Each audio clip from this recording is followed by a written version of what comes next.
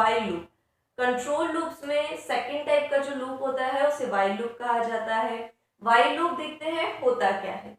while loop, a while loop statement in C programming language repeatedly executed a targeted statement as long as a given condition is true। आपने जो भी condition दे रखी होगी वो जब तक ट्रू रहेगी तब तक रिपीटेडली उसके अंदर, मतलब वाइल के अंदर, वाइल की बॉडी के अंदर लिखा हुआ जो भी स्टेटमेंट होगा रिपीटेडली एग्जीक्यूट होगा, वाइल लूप कहलाता है। ठीक है, वाइल लूप को एंट्री लूप भी कहा जाता है क्योंकि एंट्री के टाइम पे ही कंडीशन चेक पहले की जाती है। एंट्री के टाइम पे मतलब वाइल की बॉडी में एंटर करने से पहले ही कंडीशन चेक की जाती है। अगर ट्रू है तो ही वो एंटर करता है, अदरवाइज क्या होता है, बाहर आ जाता है। ठीक है, इसीलिए वाइल लूप को हम क्या कहते हैं, एंट्री लूप स्टेटमेंट भी कहा जाता है। आइए हम सिंटेक्स देख लेते हैं। हमने इससे पहले जो फोर लूप पढ़ा है उसमें भी हमने जो एग्जांपल या प्रोग्राम बनाया था वो प्रोग्राम था टू की टेबल कैसे बना सकते हैं फोर लूप की मदद से। यहाँ पर भी हम सिंटेक्स समझेंगे। सिंटेक्स समझने के बाद हम ये देखेंगे कि जो प्रोग्राम है, जो प्रोग्राम फोर लूप से बन सकता है वही प्रोग्राम क्या वाइल लूप से बन सकता है। आइए देखते हैं वाइल लूप होता क्या है।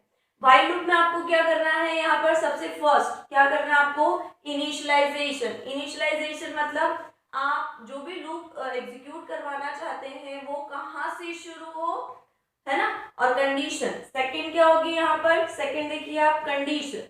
तो आपको क्या करना है, वाइल कीवर्ड का यूज करना है और आपको यहाँ पर क्या पास कर देनी है, कंडीशन। जो भी आप कंडीशन लेना चाहते हैं, जो भी आपने इनिशियलाइज किया है वहां से शुरू होके कंडीशन कहां तक एग्जीक्यूट हो, कंडीशन कहलाता है। ठीक है, और ये कंडीशन जब जब ट्रू होगी तब तक वो क्या करेगा, ये वाइल की जो बॉडी होगी, बॉडी ऑफ वाइल यहाँ पर एंटर करेगा, अदरवाइज क्या हो जाएगा, बाहर आ जाएगा।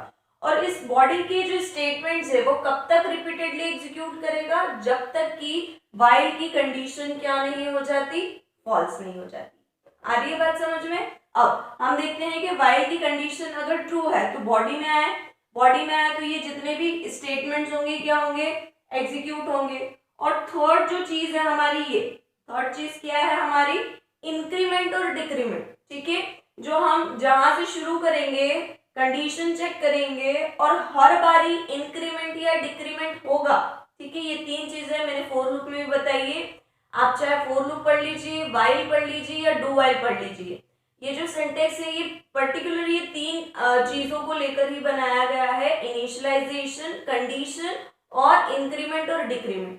पोजीशन और इनको डिक्लेयर करने की जो सिंटेक्स में दिया हुआ है वो स्पेस अलग हो जाएगी।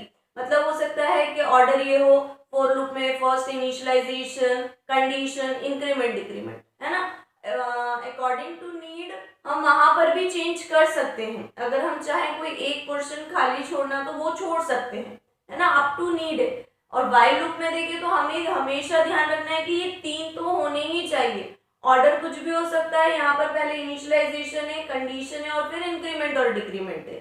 ठीक है, देखिए, और ये क्लोजिंग ऑफ वाइल लूप। ठीक है, आइए हम वही प्रोग्राम जो हमने फोर से बनाया है हम देखते हैं वाइल से कैसे बन सकता है। आपको हमेशा ये तीन चीजों का ध्यान रखना है, कहाँ इनिशियलाइजेशन करना है पर्टिकुलर लूप में, कहाँ कंडीशन पास करनी होती है और कहाँ इंक्रीमेंट या डिक्रीमेंट करना होता है। ठीक है, सिंटेक्स या लूप के हिसाब से पोजीशन अलग अलग होती है ये तीनों चीजों को असाइन करने के लिए।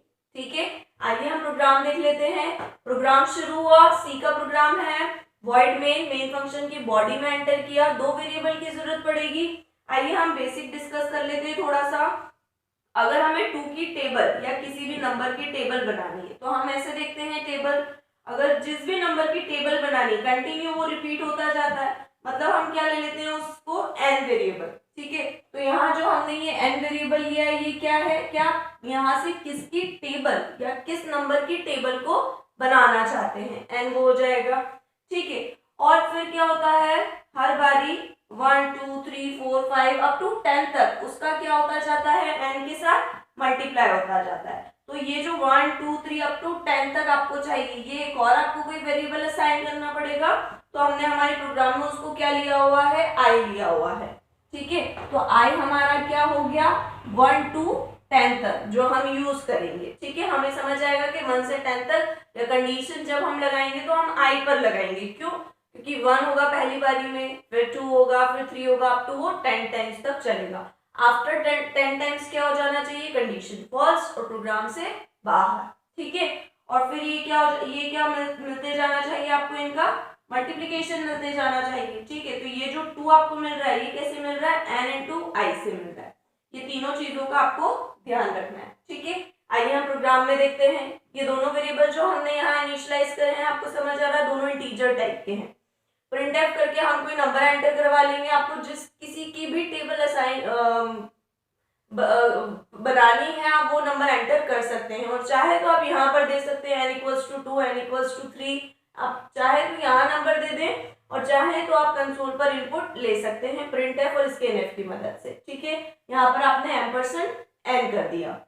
आपने यहाँ क्या किया, i इक्वल्स टू 1 से शुरू। देखिए अब इसको थोड़ा सा मैच करने की कोशिश करिए। फर्स्ट हमारा इनिशियलाइजेशन है व्हाइल लूप से पहले। तो देखिए व्हाइल लूप से पहले क्या कर दिया, इनिशियलाइज कर दिया आपने उस वेरिएबल को कि कहां से शुरू हो, 1 से शुरू हो। अब ये जो लाइन आपने यहाँ लिखी है, आप चाहे तो यहाँ मत लिखते i और यहाँ दोबारा लिख देते INTI, एक तरीका। दूसरा, आप अगर इसको यहाँ नहीं लिख रहे हैं, नहीं चाहते हैं, तो आप i इक्वल्स टू 1 यहीं पर दे सकते थे और इसको यहाँ पर ना लिखते, तो भी वो व्हाइल लूप से तो पहले ही होता ना। ठीक है, तो ये हो गया फर्स्ट हमारा, ये क्या हो गया, फर्स्ट इनिशियलाइजेशन। सेकंड आप ध्यान दीजिए, सेकंड क्या है, कंडीशन। व्हाइल कीवर्ड लिखना और आपको कंडीशन पास करनी है। व्हाइल लिया और कंडीशन, मैंने आपको कहा था कंडीशन किस पे लेंगे, हम उस वेरिएबल पे लेंगे जो वेरिएबल हमें 1 by 1 इंक्रीमेंट करना है।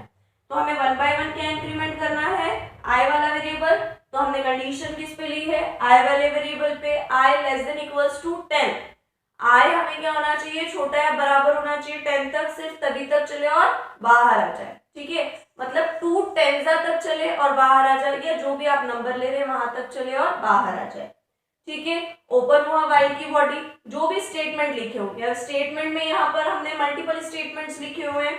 ये हमारा टारगेटेड स्टेटमेंट है, डेफिनेशन में भी हमने पढ़ा। तो यहाँ पर क्या किया हुआ है, हमने यहाँ पर एक फॉर्मेट बना लिया है ताकि हमें आउटपुट में वैसा डिस्प्ले हो। आप ना चाहें तो आप ये फॉर्मेट ना लिखें, आपको टेबल 2 4 6 8 वाले फॉर्मेट में दिखेगी। पर अगर आप चाहते हैं टेबल वाले फॉर्मेट में दिखे, टेबल वाला फॉर्मेट मतलब ये 2 into 2 इक्वल्स टू जो भी उसका आंसर आ रहा है ना। अगर आप ये फॉर्मेट में चाहते हैं तो आपको यहाँ फॉर्मेट लिखना पड़ेगा with the help of format specifiers. अगर आप इंटीजर वेरिएबल ले रहे हैं तो %d का यूज करेंगे, मल्टीप्लाइड बाय %d। मतलब पहला वाला जो %d है वो किसके लिए हो गया, n, वो नंबर जो आप एंटर करेंगे, मल्टीप्लाइड बाय i आपका 1 से शुरू हुआ है, अब टू जहां तक जाएगा। ठीक है, फॉर एग्जांपल हमने नंबर क्या एंटर किया है, 2। ठीक है, 1 यहाँ पर क्योंकि ये 1 से शुरू हो रहा है, 1 यहाँ चेक करेगा, 1 क्या छोटा है बराबर है 10 से, कंडीशन क्या हो जाएगी, ट्रू। ठीक है, कंडीशन ट्रू होगी, वो अंदर आ जाएगा। एंड क्या है हमारा 2 इंटू क्या है यहाँ पर हो गया 1, क्योंकि 1 से एंटर हुए हैं हम, इक्वल्स टू इन दोनों का मल्टीप्लाई होने के बाद हमें क्या मिल जाना चाहिए, n इंटू आई। इन दोनों का मल्टीप्लीकेशन होके जो भी आ रहा होगा ना वो यहाँ पर आ जाएगा। कॉमा करके हमने वो तीनों वेरिएबल्स दे दिए हैं जो हमने यहाँ %d की हेल्प से पास किए हैं, n, i और n इंटू आई। ठीक है, तो आपको टेबल वाला फॉर्मेट दिख जाएगा। ठीक है, और यहाँ लास्ट जो है ये देखिए, ये सेकंड आपका कंडीशन हो गया और ये थर्ड हमने यहाँ क्या करा, ये देखिए आपको जो व्हाइल है वो खत्म होने से पहले ही आपको इंक्रीमेंट या डिक्रीमेंट करना है। तो व्हाइल की बॉडी कंप्लीट होने से पहले ही हमने क्या किया है, यहाँ पर प्री इंक्रीमेंट का यूज किया है, प्री इंक्रीमेंट यहाँ पर किया है। ठीक है, तो यहाँ पर क्या होगा, ये हम एंटर हुए हैं 2 से, एन हमने 2 एंटर लिया है और आई हमारा क्या था 1, 2 इंटू 1 क्या हो जाएगा 2, तो हमारा रिजल्ट क्या आ जाएगा, पहली लाइन प्रिंट हो जाएगी 2। ध्यान रखिए बैकस्लैश एन लेना जरूरी है, अदरवाइज वो एक ही लाइन में आ जाएगा, बैकस्लैश एन से वो नेक्स्ट लाइन में जंप कर जाएगा। ठीक है, अब ये क्या हो गया, आई 2 हो गया हमारा, 2 यहाँ ऊपर आएगा दोबारा, है ना। हर बारी जब तक कंडीशन ट्रू होगी वो हमेशा लूप के ऊपर जाएगा और दोबारा से एग्जीक्यूट करेगा पूरा लूप। ठीक है, इसी को बोलते हैं रिपीटेडली टारगेटेड स्टेटमेंट को एग्जीक्यूट कराना with the help of loop. ठीक है, ये कंडीशन ट्रू हो गई। अब हमारा आई क्या हो गया, इंक्रीमेंट होके क्या हो गया 2। ठीक है, तो यहाँ आई 2 हो गया। चेक करेंगे आई 2 से छोटा या बराबर है 10 से, तो छोटा है अभी 10 से, एंटर करेगा, दोबारा से एग्जीक्यूट करेगा। अब n की वैल्यू चेंज नहीं हुई है, सिर्फ किसकी वैल्यू चेंज हो रही है, जो हमने कंडीशन दी है i की वैल्यू चेंज हो रही है। ठीक है, i की वैल्यू 2 हो गई है, तो यहाँ पर जो आपने नंबर लिया है n वो तो वही रहेगा, और i जो आपने लिया है, मतलब i जो इंक्रीमेंट होके मिला है वो चेंज हो गया, मतलब i क्या हो गया 2, तो आपको क्या मिल जाएगा 2 इंटू 2 इक्वल्स टू 4, है ना।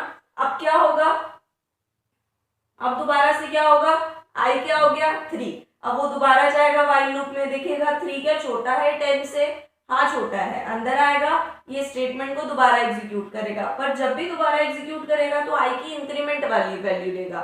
ठीक है, i इस बार क्या है 3, तो 3 मतलब 2 इंटू 3 करेगा, 2 इंटू 3 जो भी हो रहा होगा वो क्या हो जाएगा, डिस्प्ले हो जाएगा। अब फिर क्या हुआ, फिर इंक्रीमेंट हो गया, 3 से अब i की वैल्यू क्या हो गई है 4 हो गई है, दोबारा चेक करेगा 4 क्या छोटा है बराबर है 10 से, हाँ छोटा है, दोबारा से ये स्टेटमेंट एग्जीक्यूट होगा। आगे क्या होगा, 4 से 5 हो जाएगी हमारी वैल्यू, 5 हो जाएगी, दोबारा लूप में जाएगा। अब 2 कब तक चलेगा 10 तक, 5 हुआ, 6 होगा चलेगा, 7 होगा फिर पूरा एग्जीक्यूट होगा, 8 होगा फिर दोबारा एग्जीक्यूट होगा, 9 होगा दोबारा एग्जीक्यूट होगा, इवन 10 होने पर भी एग्जीक्यूट होगा, क्योंकि हमने इक्वल्स टू वाली कंडीशन ली है। अगर यहाँ पर इक्वल नहीं होता तो वो 9 तक ही चलेगा, है ना। बहुत सारे बच्चे ऐसा सोचेंगे अच्छा 1 से 10 तक तो चलाना है ना, पर 10 से छोटा बोला है आपने, मतलब 9 तक ही एग्जीक्यूट होगा। तो आपको हमेशा ध्यान रखना है कि इक्वल भी लगा है अगर 1 से शुरू कर रहे हैं तो आप, ठीक है, तो ये 10 तक चलेगा। अब जैसे ही 10 के बाद ही एग्जीक्यूट होने के बाद अब हो गई 11 उसकी वैल्यू, आई की वैल्यू, जैसे ही वाइल में जाएगा 11 चेक करेगा, 11 क्या छोटा या बराबर है 10 से, तो क्या हो गई यहाँ कंडीशन फॉल्स। ठीक है, जैसे ही कंडीशन फॉल्स होगी तो वाइल लूप में ना जाकर वो सीधे प्रोग्राम से क्या हो जाएगा, बाहर आ जाएगा, और आपको आपकी जो भी आपने नंबर की टेबल डिस्प्ले करवानी होगी वो पूरी टेबल आपको डिस्प्ले हो जाएगी। ठीक है, आप प्रैक्टिस करिए, यही प्रोग्राम हमने फॉर लूप से भी बनाया है, आगे के लेक्चर में हम यही प्रोग्राम डू वाइल से भी पढ़ेंगे।